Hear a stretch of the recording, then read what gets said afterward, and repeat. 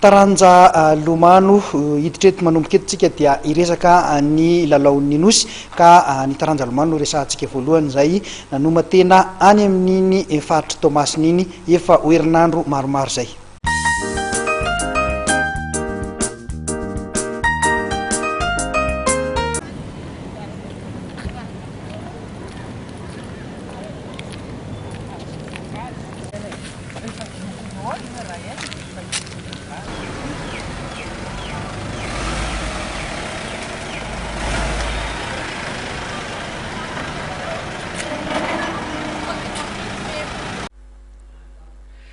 Pilomano fitomenada avy eto antoerana sy pilomano iray mila ravinahitra any Frantsa no hiaro ny voninahitra Madagasikara eo amin'ny taranja lomano.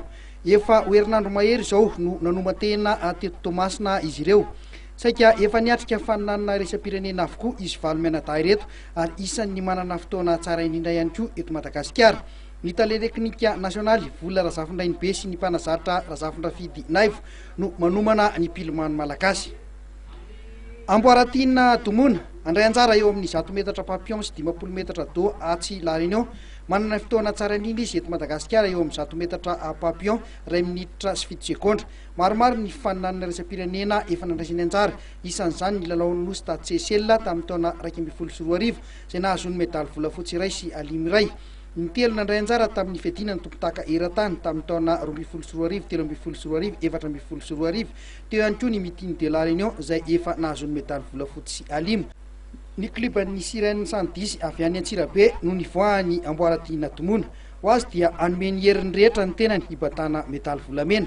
Nambarany fa eo amin'ny relais dia tsy tokony ho votsitra ny medaly volamena ho an'ny Madagasikara. Amin'izao fotoana izao aloha dia tena mafy tokoa ny préparation izay ataonay, kotrana mafy mihitsiny dia efa manantena ihany mba ahazo vokatra tsara ny malagasy amin'ny lalaon'ny nosy io satria efa niakarana misy nitadinana taty Tamatavy misy ny ara nanaovana ny fanomanana izay azahoana performance tsara sy mba hoe mitovy amin'ny zavatra izay atao, mitovy alavo amin'ny piscine any La Réunion io koa.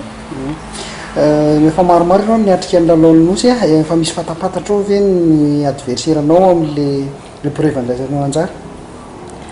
Hatreto aloha mbola tsy fantatra hoe misy foana ny hoe vaovao ny olona matanjaka dia irina koa zany mba hoe ohatr'izay koa ny malagasy fa manao ahoana ary chance de médaille ho anao manokana eo amin'inona ohatra ny tena mety hoe misy médaille tsy mivotsitra?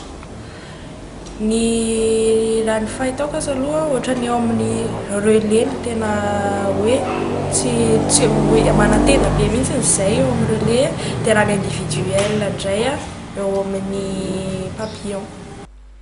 Estela Fisirabetsara isan'ny